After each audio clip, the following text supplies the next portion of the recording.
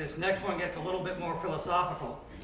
Even before Edmund Burke pledged his judgment, not his obedience, to his constituents in 1774, legislators have performed a balancing act.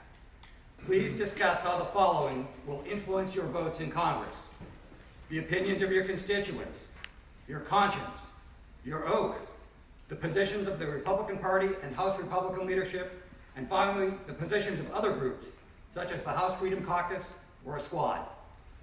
And Kathy, you're up first. Just again, a lot of things here to cover. So let me start with the very first thing, which is, I'm going to start with my conscience. So I was raised until 13 by my Great Depression parents. And many of you in this room might have parents or grandparents who were Great Depression, and that means a lot of things. First of all, it's the folks that grew up that were considered by Tom Brokaw the greatest generation. And so they were both very self-reliant, hardworking, they were thrifty, which is good when you're budgeting. They were also very, very big on faith, family, and freedom. And so these are the principles that guide me along, my faith being a huge part of that, but I'm also very big on the freedom of religion and the importance of that. And so my conscience is definitely a big part of it. And I've already seen in Mount Pleasant Council, which by the way gets in the news a lot for being contentious, and I tend not to be one of the ones that starts the contentiousness. So it's important to be respectful and civil, but it's also important to stand up for what you believe in. And yet, the part about constituents, the opinions of your constituents, we are a representative republic. And so when we're sent up there, when I'm sent up there to serve you, it's important that I hear your opinions and that I listen and that I apply that, and not just what I think or what might work well in terms of political favors or whatever. So it is a balancing act, no question, and I do believe that hearing your constituents, but it's also important to remember that the loudest voices in the room are not the only voices that are affected. And so a lot of times we have a lot of folks that come to our meetings in council, and I can tell you there might be 100 or 150 people. I have to remember that there's 88, 89,000 people out there that I represent. And so sometimes I have to put things out and say, what do people think? Give me more input. The positions of the Republican Party and House Republican leadership. I am definitely running as a Republican because I've been a Republican my whole life, and I am very conservative. So yes, a lot of times I'm probably going to match right up with Republicans. But I also believe strongly that we need to stand for what's right, and sometimes that's going to mean going out on a limb. So it may not always be, and also same thing with the caucus, and I don't want to have anything to do with the squad. Thank you. Here.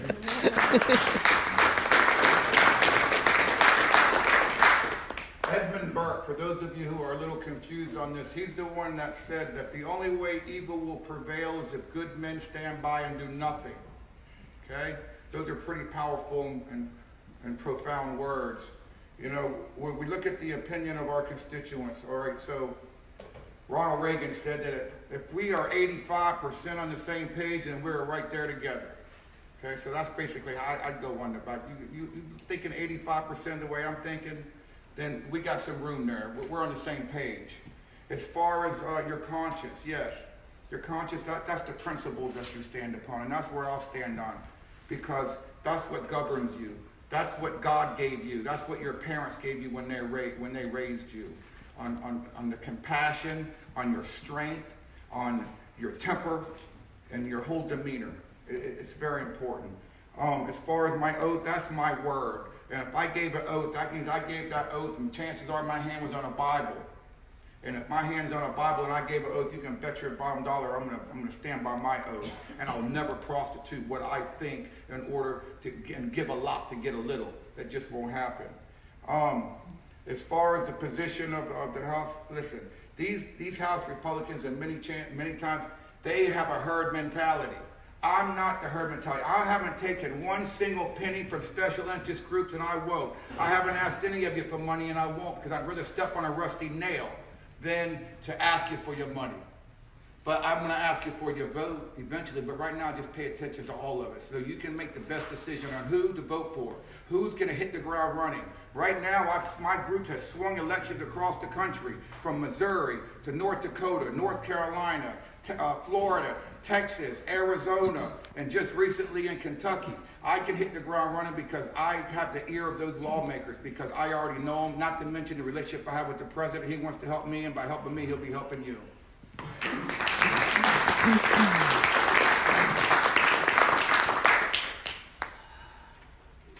So the candidate that I am, of all 5 or 6 or whatever it is that are running, being the one that has served as a public official, an elected official more or longer than any, I have a kind of a different perspective, because I've been there.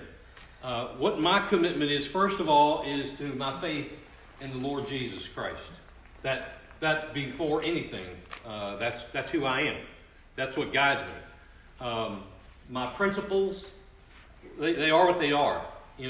I'm fortunate that one of the things we talk about is that we may not have raised the most money, but we have more donors than anybody, and they're small donors. We have more. That means that people, they're listening to me and they trust me. There's 3 things I used to tell my salesmen all the time. There's only 3 things you got to get people to do: like you, trust you, and believe you, and they'll buy. In my world, it's buy, sell. It's kind of the same thing. I just want you to believe me, trust me, and like me. When it comes to House Republican leadership, Republican Party leadership, I've met with those folks. I have very close ties with some of them. Matter of fact, today I talked with Kevin McCarthy, who is now riding around with the president a lot. I have not sworn an allegiance to them. They know, because of my background and what I'm doing exactly right now on county council, what we have uncovered, they know I'm not that rubber stamp guy. The Freedom Caucus, I have met with them numerous times, and it's I want you, and I want you, but I won't swear to them because it's what you want. I don't care about what they're doing in all these other places, these other groups. I care what you want.